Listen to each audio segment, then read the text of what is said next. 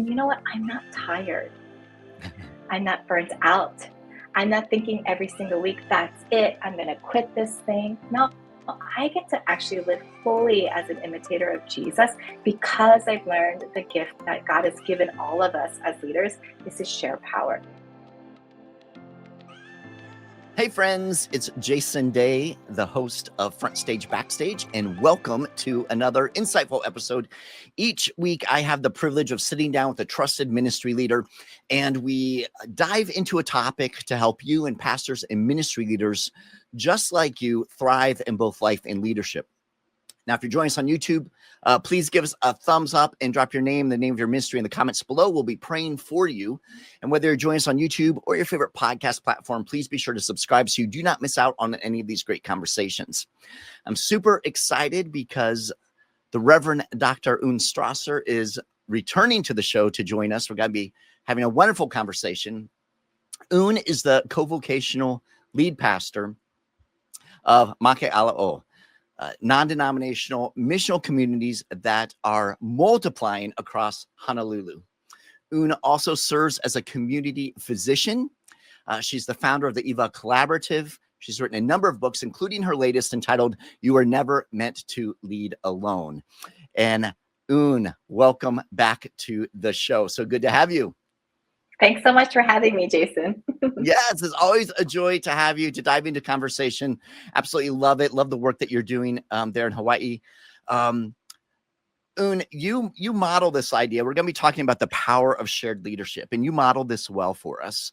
But in your book, You Were Never Meant to Lead Alone, you do share that shared leadership, your own personal experiences with shared leadership in ministry, haven't always been structured in such a way that it gets it right all of the time. And so I guess the first question I'd like to start with is, why is shared leadership in the local church so challenging at times? Oh my gosh. I think the question begs to be asked, why is shared leadership difficult in any part of human culture and human society? It's not just the church. This is one of the times when it's just not just the church, right? Right. I think in general, sharing leadership is difficult because I think in general, people find it difficult to share power. Power feels like a commodity that is very limited. And so there's only just enough to go around, and maybe there isn't enough to go around. So I think it's because sharing leadership really has to do with sharing power, and human beings are just not that great at it, and the church also is not that great at it. Yeah, that's a great point. When it comes to sharing power in the local church, there are some things that we have to consider and think about, because how power is understood. Right. And so we're looking at sharing leadership in the local church. Power is understood in some specific ways that you draw out in your book. So let's talk a little bit about the nuances of power as expressed in the local church. Yeah, I think that, again, it really, really depends on what kind of setting you're in, because most of us, and this is in the American church for sure, and I think in other parts of the world too. But when we're thinking about power and how power dynamics in the church, most of the time we're thinking about the mainstream, most predominant church. In the U.S., it really is the most ethnically powerful churches, which are mostly white evangelical churches, right? So when I'm talking about power and power dynamics, every church has it. Every church struggles with it. Every church has to figure out what are the power dynamics, what's the power currency that's working within your church. So I think that there are some things, right? One, it's thinking through who makes decisions, who is included at the table to make those decisions. It's not just decisions around vision, mission, values, those kinds of things that every organization, including churches, have. But it really is making decisions about what kinds of decisions get put on the table, who is invited to make these decisions, what kinds of conversations do we want to highlight in order to make these kinds of decisions. Like decision making in general definitely has a power hold in every church. I think another thing is thinking about power is who probably has the most amount of relational authority in the church. Usually it's not the person who is the best communicator, or it's not the worship leader or anything, but there are people, we can all just think of them now, who probably hold, like if they send one text out for an invitation, easy 25 people will answer that call, right? A lot of that also holds power. People who hold a lot of relational authority, influence, relational influence, social influence, does hold power. We see that in social media. Why is it that people are so captivated by the likes and the following? Because relational authority really is a powerful thing. And then lastly, it probably is around a scriptural or spiritual authority. There are, again, these may not be people who have some sort of title in the church, but we all can just stop and think through, oh yeah, I can see these people hold some sort of a scriptural or spiritual authority over people's lives. Most of the time it has to do with their expertise. People come from a background of people feel like they know the Bible more. Maybe they are better prayers. Maybe they have just known Jesus for a longer time, right? For whatever reason, those types of people also have some sort of holding of power within the church. Yeah, no, that's very helpful. When we're looking at this idea of shared leadership, oftentimes we're looking at, sort of those who are have influence within the local church. If we're talking about local church setting, those who are contributing in kind of those leadership roles. One of the things that you make clear is, if we want to have true shared leadership, healthy shared leadership, it takes a level of maturity. And you talk about kind of immature leadership versus mature leadership, and how those kind of look differently. And I was wondering if you could just walk through a little bit of that to help give us a bit of context. We're looking at this healthy shared leadership. What is that maturity that we're looking for?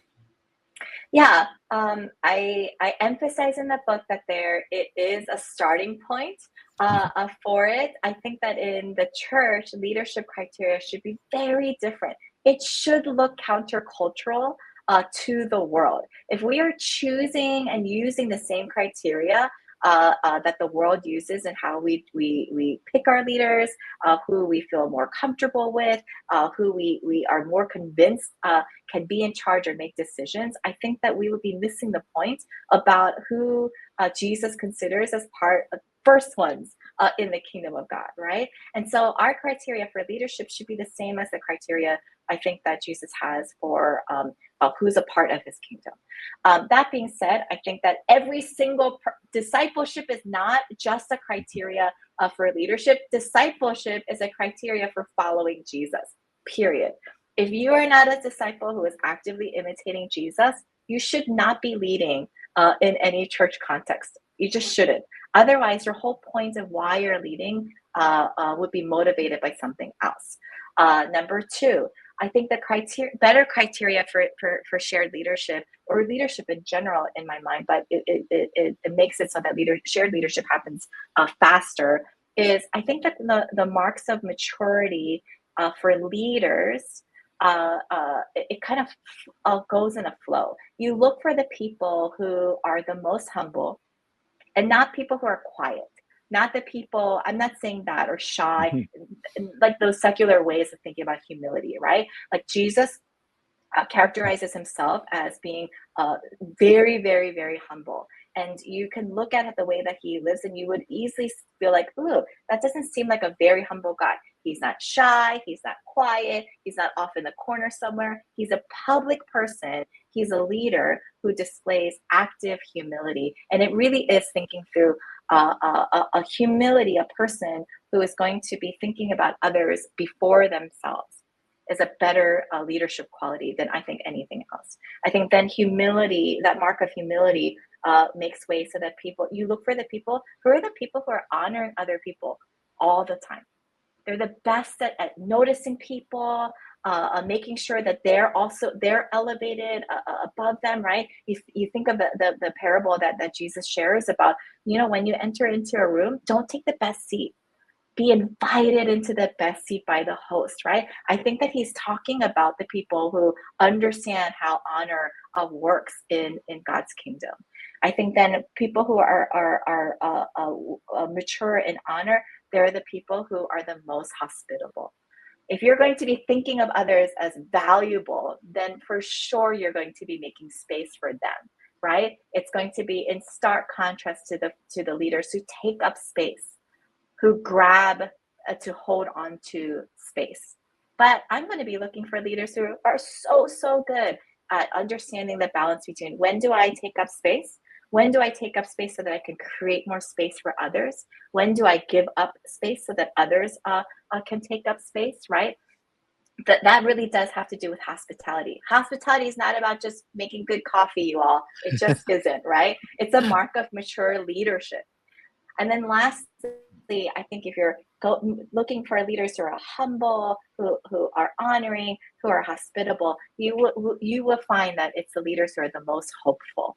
They do not bring their people into despair. They're not the people who are going to be anxiety ridden, anxiously waiting for what's going to happen. They're the most hopeful, even in times of despair and uncertainty. Those are the four marks of mature leaders. Those are the four things I'm looking for in my own local context. Hey friends, just a quick reminder that we provide a free toolkit that complements today's conversation. You can find this for this episode and every episode at pastorserve.org/network. In the toolkit, you'll find a number of resources, including our Ministry Leaders Growth Guide. This growth guide includes insights pulled from today's conversation, as well as reflection questions, so you and the ministry team at your local church can dig more deeply into this topic and see how it relates to your specific ministry context. Again, you can find it at pastorserve.org/network. Yeah, absolutely. I love those. I love how you kind of flesh those out, and again, how they're so reflective of Jesus in so many ways, which makes sense. I mean, if we're following Jesus, then we should be reflecting Jesus. When it comes to this idea of shared leadership in Scripture, we often go to Ephesians chapter 4. The APEST model. I would love for you, Un, if you could kind of walk us through that, because you touch on that in your book. I mean, that's kind of core to this conversation around shared leadership. And for those who may not be completely familiar with the APEST model, would you just kind of walk us through just the foundational basics? And then I'd like to lean in a little more, because you bring some really fresh perspective, I think, to this conversation, which I think is very helpful for shared leadership. Yeah, I think the conversations around APEST, other terms for it is like fivefold ministries, apostle, prophet, evangelist, shepherd, teacher. All of those conversations probably got more popular right around when like the missional movements of church planting started happening. So in like the late 90s, early 2000s, oh my goodness, the good old days, as we like to call them, right? Where church planting was so easy, right? It came in tandem with it because around, especially in the US, there was a mimicking in the UK as well around that time. But a lot of the work around missional movement models or church planting models was that we need an apostolically wired, entrepreneurial leader, maybe in skinny jeans, might I add, who needs to be the ones to go into the city and start church planting. Like those are the people that we were envisioning who are going to be in leadership positions. But a lot of the thought for me is that APEST isn't to create another hierarchical domineering leadership culture. One of the things that we are responding to from the late 90s, early 2000s missional movement, especially here in the US, is that it has also created a lot of domineering leadership where everyone has good intentions to start off with, but we have seen headline after headline of leadership abuse, really terrible things that have happened in the wake of this kind of leadership. So the point is not that because APEST in itself is the solution to all kinds of leadership, and that's the leadership type that we should have instilled in the church. We're trying to think through that the gift of Ephesians 4, where the Apostle Paul talks about that these leadership types apostle, prophet, evangelist, shepherd, teacher are given as gifts to the church to do what? Right? That's the question that we should be answering. And we should be paying attention to the fact that there are 5 different kinds of types of leadership that is a gift in together for the church. It's not just shepherd leaders are a gift to the church, or teacher type leaders are a gift to the church, and so on, right? I think in that wave of the missional church planting impulse, then it made way for these huge mega churches. Who doesn't love a mega church? You get to go in, you get to leave early, and no one will fuss or muss about you, right? It was like very comfortable, right? But it was a dawn of all these very evangelistically wired leaders. They can draw a huge crowd. They know the art of welcome and big, huge, entertaining spaces, right? So we've seen different versions of each of these kinds of types of leaders. But again, it begs the question that they're not meant to lead on their own. They are meant to be a gift all together. Apostolically wired leaders, prophetically wired leaders, evangelistically wired leaders, shepherd wired leaders, teacher wired leaders, all together are supposed to be leading the church, again, to do what? That's the big question to answer. And Ephesians 4 does answer it. It answers it in just like two sentences, right? The gift that Jesus gave to the church of these 5-fold or APEST gifted leaders is so that these leaders will help to equip the church so towards unity and for the service or works of God, right? Mm-hmm. Leaders are not supposed to do the work of God on behalf of their congregation. Did you hear that? The pastor's role is not to do the work of God on behalf of their congregation. The pastor or the leader's role in the church is to equip the people of God to do the works of God, so that what will happen? So that there will be unity in the church, in the body of Christ, and that they will all mature to the likeness of Jesus. Oh my goodness, discipleship again, and in a way where it actually includes the flourishing of the community or neighborhood or city around them. That's the definition of Christian leadership. That's the definition of church leadership. Yeah, that's so good, Un. And as we look at APEST, as we look at Ephesians 4, one of the things I love that you differentiate is between the idea of the role of the apostle, right, the role of the prophet versus the gifting, right, and you've shared this. You make this clear that if we get too caught up in the role, then suddenly, we're, like you said, church planners, we're looking for people who are apostolic, right? And we're like, okay, they're the people who got to go plant the churches. And then we have other people, the shepherds are going to be people who are just going to stay around and care for the sheep that are already, in the pen. And so we begin to split everyone up, as opposed to that idea of shared leadership, the giftings of the shared leadership. So Un, I'd love if you would help us understand, like, practically speaking, because this conversation has been going on for a long time, and it's gone in some different directions, but practically speaking, for a local church context, what does a healthy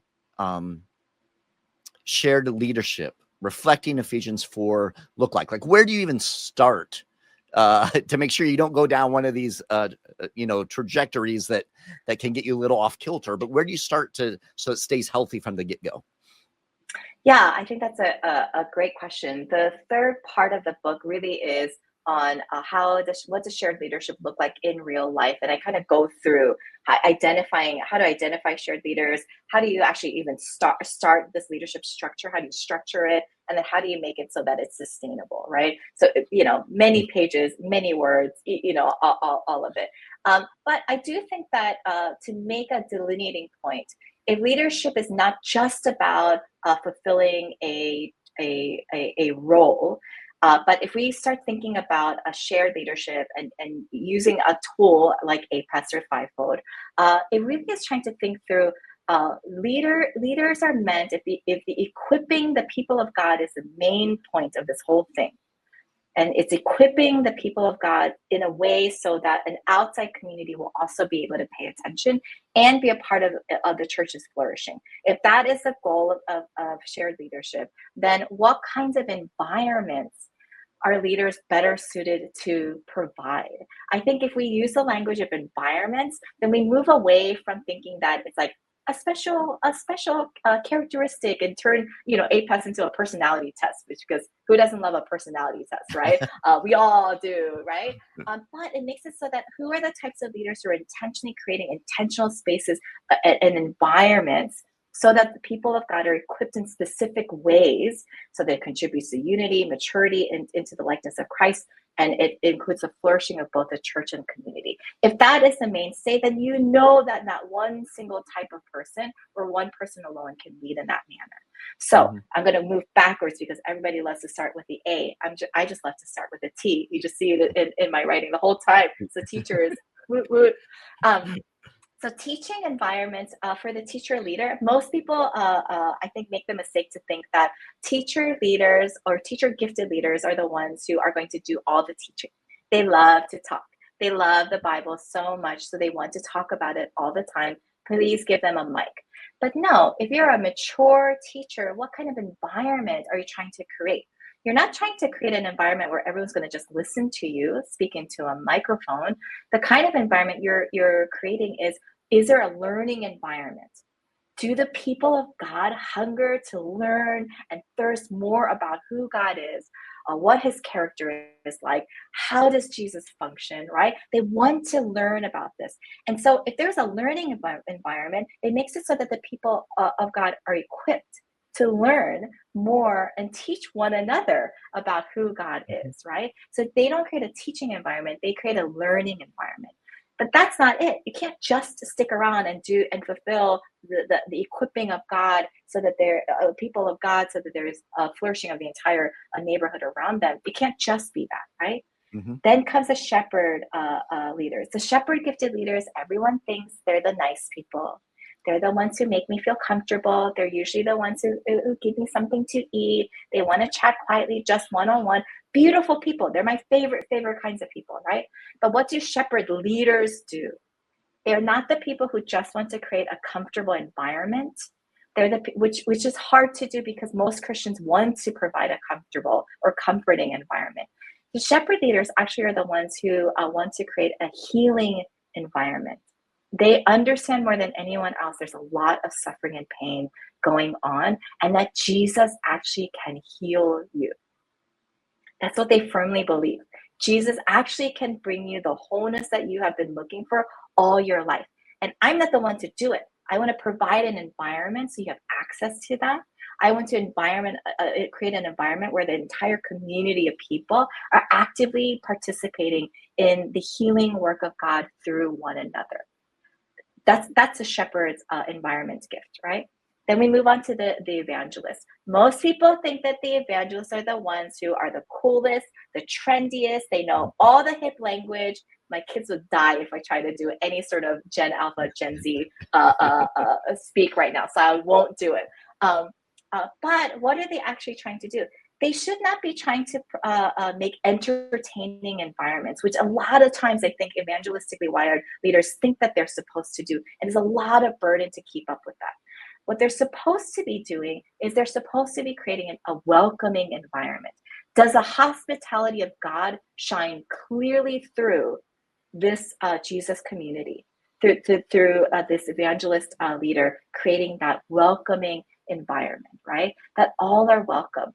They're like a bridge to outside the church and inside the church. They're constantly saying that all are welcome to God's family. The prophet leader. Sometimes the prophet gets like a bad rap, right? A lot of times we think that the prophet leader, they're either like the super angry one or they're really, really critical, right? They're just like constantly yelling a lot, but actually that kind of trope has been such a dismantling force for a lot of the Black and Latino churches, because most of the time in our culture, it's the Black churches historically and the Latino churches more recently who have been at the helm of prophetically led a congregation. So we have a lot to pay attention to, our brothers and sisters in the Black and Latino churches. That being said, prophet leaders aren't the ones who are just trying to make like a perfect or perfection wired environment. That's not the point. The mature prophet leader creates environments where there's liberation. They're constantly thinking about the freedom that Christ offers all of us. Are we actually people who are living liberated? Are we actually going out and tending to the liberation of other people, right? It's not just the people who pray really fervently. It's the people who are actually going to be the most wired to seek out justice, the kind that Jesus seeks out, the kind that God tells all of us as Jesus followers to seek out justice and mercy. And then lastly, the apostolic wired leader, I know we all love them because they are really, really great at starting new things and are entrepreneurial, but that's actually not their gifting. Their gifting, when it's poorly done, when it's immature, they probably create more of a competitive environment, and it really is so hard to work under, right? But when there's a mature apostolic wired leader, you know them because all they want to do is send people out. They look for new territory, new environment, not because they want to run away, not because they are resentful or bored of a congregation. It's because they have so much hope in what the congregation can become. They're constantly looking and spreading out to look for new places to send and grow the people of God for. Why? Because in each of these leadership gifts, we're constantly thinking, how do I and how do we together equip the people of God for the works of God so that there is unity and the maturity and likeness of Christ for the flourishing of the community around us. At Pastor Serve, we love walking alongside of pastors and ministry leaders just like you.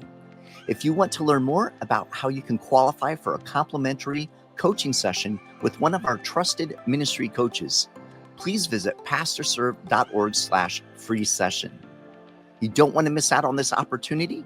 That's pastorserve.org/free session. Yeah, I love that, dude. I love how you describe those gifts and those environments and help us think through that. But if I'm a local pastor, a local church, and I hear this, I'm like, man, I would love to see that come to fruition here in my context. What are some of the first steps that you would recommend, Un, that they would begin to take or begin to process through? What does this look like in a local missional community or a local church? Yeah. When we started out, this is my second church plant in Hawaii. We're 7 years in now, and I remember vividly that first church plant launch meeting. You know, everybody loves it. Those are like fondest memories, right? And we had done APEST or fivefold a content teaching just so that people would understand vocabulary. And we did a lot of conversation around environments before anybody kind of chose like, oh, I think that's me. You know, before people did that, we made sure that everybody was equipped to understand what these environments were and why. How does God actually use these kinds of environments for his good?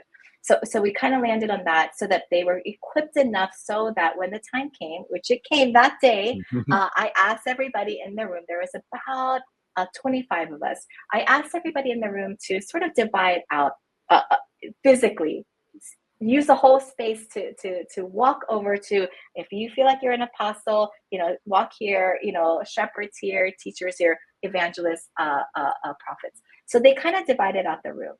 The first step, I think, is really to know what your skew is in your church. So the first place to start with your leaders, right? Do some equipping around APEST, do some language stuff so that they understand vocabulary, and then just do that initial ask. What do you think you are? And then divide up the room. If you know your APEST skew, then you also know what pieces of environment creating you're probably missing. That first time around when we did it, I was definitely the only apostolic wired person. I was like standing by myself in a lone island, kitchen island. So, you know, all the metaphors on that, right? And we knew Hawaii in particular has a culture where there are a lot of shepherds in it. It's aloha for a reason, right? We're very good at caring for one another, right? So we had a lot of shepherds in the mix. We also had a lot of evangelists. People are excellent at hospitality in our church. That was the two big groups within that leadership skew. So I knew from the get-go that teachers, prophets, and apostles, voices, those environments that they long to help create. So a learning environment, a liberating environment, and a sending environment was going to be at the low end. The environments that we probably will be starting off with will be ones who are wanting to be growing from comforting to healing, going from entertaining to welcoming. We're going to be excelling at that first. So I think knowing your skew, your APEST skew within your leadership, you can take a next step, maybe do a teaching for your entire congregation so that you understand your entire congregation's skew. If you know that, then you know what kinds of environments will naturally come from that. And then you'll also know what kinds of environments are lacking and probably need to be tended to. Probably the biggest starting point is, especially for leaders, is if there is a huge discrepancy between the senior pastor and their leadership or their congregation, then you have to rethink, how have I been leading a congregation that is more, let's say, shepherd based, right? Or a leadership set that is more prophetically wired? And how has my own leadership been sort of in contention with them? How have I not been sharing power with people who are wired a little bit, gifted a little bit differently from me? So I think that's a knowing your APEST skew, knowing the APEST for yourself, and not just keep it to yourself, but how does it interact with the rest of your leadership and congregation? That's a good start. Yeah, that's good. That's so helpful. And I like the reflective piece of it. Because sometimes, you got to look in the mirror and say, okay, this is my gifting, and how is that being reflected in the ministry in the church currently? I have a question, Un. Is this one of those things where initially, to kind of use this metaphor, you lean into your strengths, or are you looking at immediately trying to shore up your weakness? If you know what I mean. Like, so if you lean, if you're skewed one way, do you like run with that skew, or are you looking and trying to be very intentional about, hey, let's get some balance in here? I think it's a little of both. Again, in a part 3 of the book, I literally lay it out step by step about how to structure this. Because listen, I'm like every other church planter, pastor. The organic way of the Holy Spirit. I live and rely and lead by it for sure. But there is an onus on doing intentional structuring and being intentional about structure in your church. I am a structure queen. This is the thing that I know. I think in people in timelines in all those kinds of things. And so I think that being intentional about it is important. That being said, why I say it's a little bit of both. Here's an example. I know that because I was the only apostolically wired leader in my church, that my pacing would always be way too fast. My urgency in sending out people prematurely would probably shortcut a lot of the maturing growth process that God has for his people, right? And so I actually had to, because I knew my own wiring, and I knew that it was a huge skew from the rest of my congregation, I had to learn that rules of thumb for me. Whatever I think a timeline, I multiply it by 3. If I think it's going to take 3 weeks, nope, it's going to take way longer than that. If I think it's going to take 3 months, nope, it's going to take 9 months, right? I just learned to do that and not trust my own pacing because it's so skewed, right? I think the other thing was that because I knew that we were skewed shepherds and evangelists, I knew that the things to address in terms of conflict. The types of people that shepherds and evangelistically wired people love are very different. Shepherds love the insiders. Evangelistically wired people love the outsiders. That is always going to come at head with one another, right? Mm-hmm. Shepherds never want the entire congregation to grow. It feels like a threat, right? Evangelists get so mad at shepherds because the congregation isn't growing. New people aren't coming, right? But you actually need both, right? And you need more than just the two of them, right? So I knew that the first thing, because of the skew, what kinds of conflict things to tend to and equip my leaders in, so that they know how to holistically love the way God loves, and not just the way they love people. So I think knowing the skew helps to generate more about interactions. How do people work together well in it? Remember, APEST is not the one and done, one station, the be it end all of all shared leadership. No, no, no, no, no, no, no. You have to understand that there's characteristics of maturity in leaders. APEST is a tool for knowing how to interact with one another so that you can lead together. I think if APEST is not used as a tool to lead together and find structures to lead together through, then we're going to start abusing it. And I think that the intent that the Apostle Paul had in Ephesians 4, it'll just get lost. Yeah, that's so good. That's so good, Un. This has been super helpful, and for those of you who are watching, Un really lays this out, like she says in the book, and really helps with this idea of taking this theoretical to a degree, this coming out of Scripture and processing through it, and how do you actually begin to implement that and see that coming, those giftings being celebrated within the church, and what does that look like? So, and this has been absolutely fantastic conversation. As we wind down, I want to give you the opportunity, speaking to brothers and sisters serving in ministry. What words of encouragement do you have for them? Yeah, most people think that shared leadership is just loss of power and loss of your own leadership. But I've been doing this for 7 years. I have the best leaders at every single level. We've multiplied from one missional community to 12 different missional communities all over. We serve over like 650 people. It's like the best kind of life, and leadership life. And you know what? I'm not tired. I'm not burnt out. I'm not thinking every single week, that's it, I'm going to quit this thing. No, I get to actually live fully as an imitator of Jesus, because I've learned the gift that God has given all of us as leaders is to share power. So I think that if there's any other reason, if there's one reason to want to share leadership and really understand that actually the first century church has started off with shared leadership. I think the 21st century is also being invited to share leadership. I think that if there is the one convincing factor is that you will greatly feel that you are not alone in leadership, that church leadership is not meant to be a burnout model for you, and that God deeply cares for you and wants to deeply care for you alongside others. Yeah, I love that. I love that.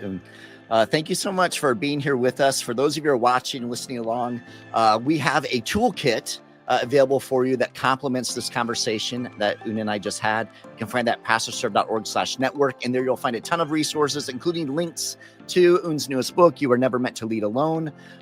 Also some insights pulled out of our conversation together, and a Ministry Leaders Growth Guide, which includes questions for you to personally process through and for you to go through with the ministry leaders in your local church, to really help you understand and dig more deeply, how does this conversation around shared leadership apply to your particular context? So be sure to check that out, pastorserve.org/networks.